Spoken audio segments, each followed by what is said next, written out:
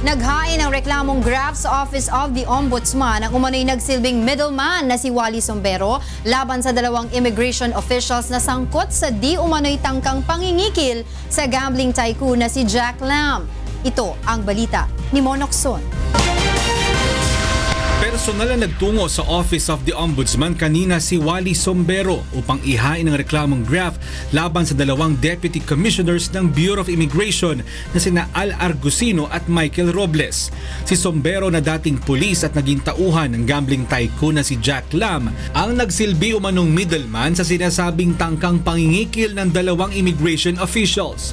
Una nang sinabi ni Robles at Argusino na tinanggap nila ang 50 million pesos na pera mula kay Jack Lam bilang bahagi umano ng kanilang investigasyon.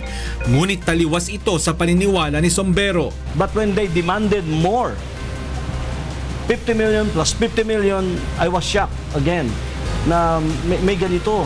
Kaya ni-report ko kay General Lima. And then we planned for entrapment operation. Inihayag rin ni Sombero na humingi siya ng payo kay Justice Secretary Aguirre kung itutuloy niya ang pagsasampa ng reklamo. Hindi ko alam ang gagawin ko talaga sapagkat I witnessed something na hindi dapat nangyari sa ilalim ng administrasyon ng ating Pangulo. Itinanggi naman ni Sombero ang aligasyong tumanggap siya ng 2 million pesos mula kay Argusino.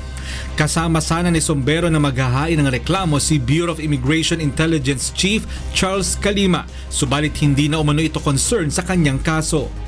Monokson, UNTV News and Rescue, Office of the Ombudsman.